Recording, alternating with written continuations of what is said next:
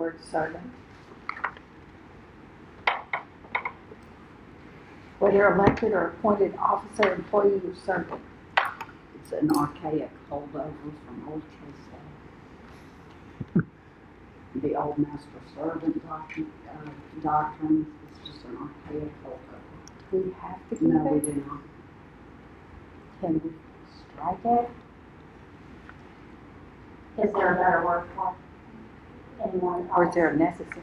Or is it necessary? I think we could just say officer or employee. Which line are you on, Miss Lady? 8, 9.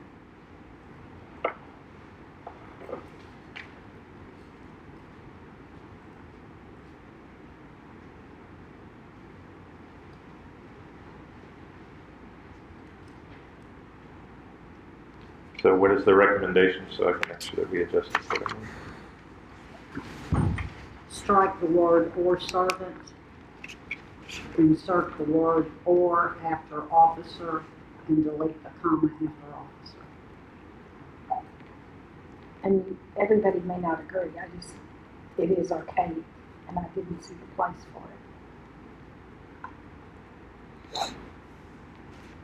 I don't have any issue with it as long as we didn't want to substitute another word.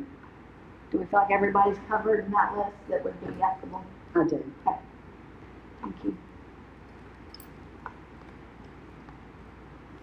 Okay, we will move on to the next policy, which is executive committee. Once again, this is housekeeping, where you see capitalizations and the change to superintendent. Are there any questions on 1.301?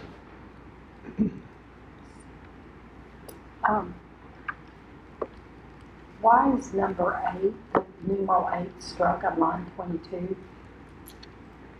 but the wording is still there?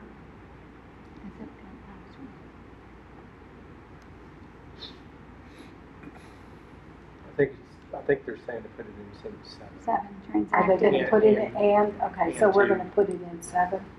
Yeah, I think that and 2 transact. I think the longer one is 7. I just wanted to make sure. Yeah, I think that's correct. You're combining. I think that was a mistake. I think it should have been combined. Thank you.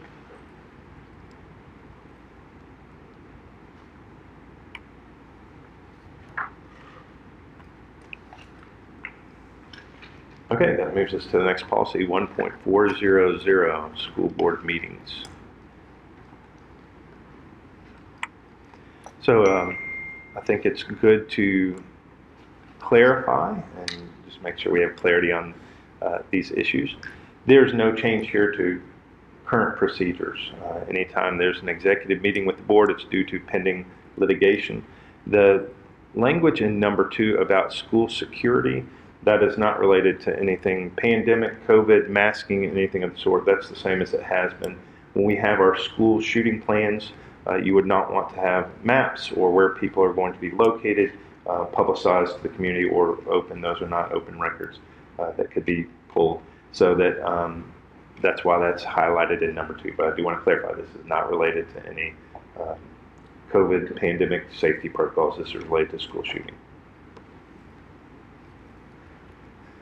I did have one comment on this one, and it's concerning beginning on line 11, where it says open meetings will be physically accessible to all students, employees, and interested citizens, which is a correct statement and required. But I was wondering if y'all wanted to consider adding in their language just to notify, make sure everyone is aware that an individual with a disability could request an additional accommodation in order to fully participate to the extent any member of the general public is allowed to participate, which generally just means presence or, hearing or viewing, and that the board would then make every effort to accommodate that person. For example, you may have someone who is hearing impaired, and you may need to deal with that because there may be an issue that would like to know. A lot of school boards, not necessarily in Tennessee, because this is more federal, them stay, have added language similar to this. I imagine at some point it probably will be required as a notice requirement. I don't know if you want to consider it now since this policy is before you, or if you think it would be generally understood that people know if they've got an issue, come to you and they'll deal with it. I think that would be something that would be beneficial. If the board was open to it, I think it would be good to add that sentence there under that line. If you would be willing to craft something if the board is open to that. No. Yeah. I don't think I know. Yeah, for some reason I thought we had that in another policy, but if we don't, I think we should include it here, just so I think we would want to make any, we'd want to try to do whatever we can to accommodate, but if we don't have notice, we aren't able to do it in some circumstances. And that would be to the board secretary. No. The notification of, so if they would notify. Oh, if the person with a disability would notify? Yes, Okay. that would be the individual. Then I'll add to this before I send it for inclusion. What I said is that, the board would make every effort for a reasonable accommodation. Because just because someone comes in and demands something of you, it's still got to be reasonable, and you can go through a process to reach it. But at least, and this just kind of gives the public knowledge that, hey, we want to work with you to be as accessible as possible. And with that in mind, can we place that name on line 12? Not included with the sentence that's on 11, but do a whole new. Oh, like a whole new section? Mm-hmm. So that the public will be more readily noticed for the general public.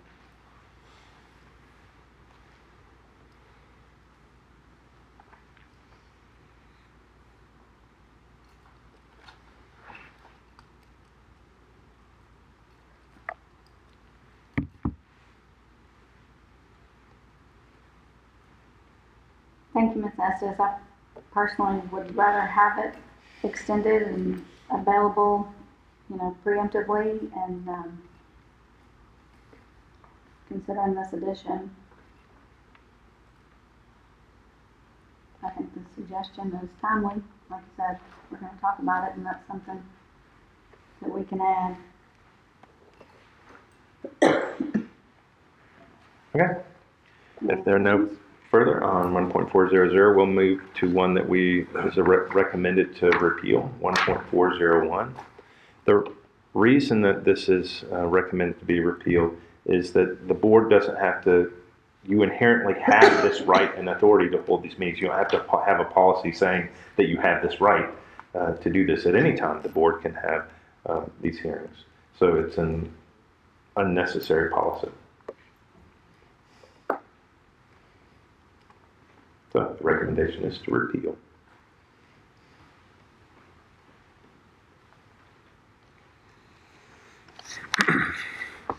I don't think I'd repeal it personally. I think we get questions on what situations they're available in, and I think, again, number 4, when the board deems it in the public interest, I think that covers, we can do it whenever we want to. So I don't know. I just think it gives notice to the public, so I wouldn't repeal it. To that, let me make sure I understand, based on, these aren't frequent, but the ability just for it to be in policy then with the public notice, even though it's inherently part of what we do, this basic, I'm just trying to make sure like it's not already covered somewhere else and so there's redundancy.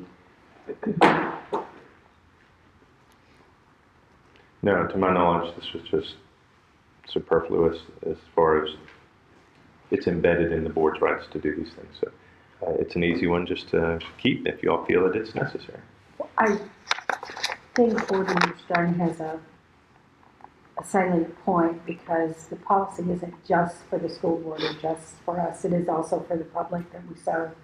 And so I think outlining it so that it's the public's more readily knowledgeable of the public hearings that we can hold. So I would agree that it should be if the determination is ultimately made to keep it, then can I recommend that to be consistent with all the other policies that are being changed, we delete the footnotes and, the housekeeping kind of items? We will make those adjustments. Okay. And director of schools, Yes. Is there a director in there? yes, last line. So we will make those changes. We will leave this policy in our stack of policies to be reviewed and voted on, because the recommendation is going to be like the other policies, if that's what I'm hearing. And the changes will be to change on line 13 to superintendent and to remove those footnotes. I mean, I think you could, like, number 1 and 2, I know are covered in, I mean, they would be covered in separate policies. I mean, you could just make it when the board deems it to be in public interest or something like that, if we wanted to. Now, But if we're gonna have this policy, it needs to line everyone up. I think it needs to be very, very clear that we don't just call public hearings for the fun of it. They are for a purpose. And so if we're going to identify specific, we're gonna have this policy in place for the public to know, then they need to understand what they are for. That they're not, there is a reason that the board meets for a hearing, because hearings are different than business meetings. Very different. Hearings are different than work sessions. So I would rather keep all of that in there if we're going to not review this policy.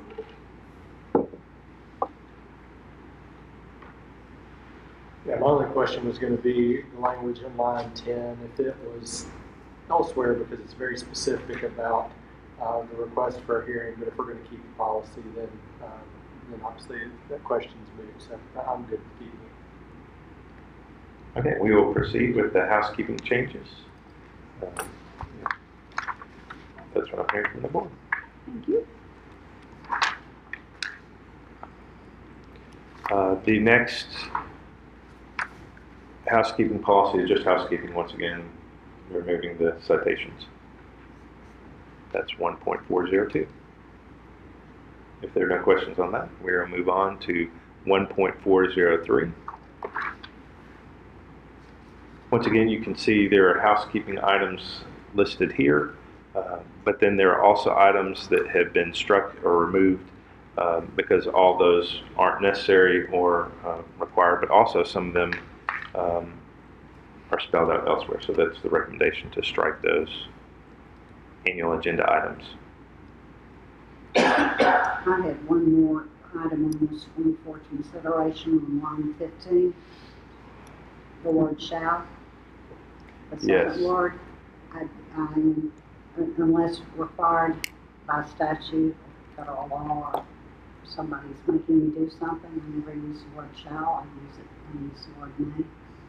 Because I never know what else is going to come before you, and, we've been here till 10 at night before, and sometimes may be better than shall. So if it's a may, you're not ever going to violate it. If it's a shall, you could. I would agree that that would be a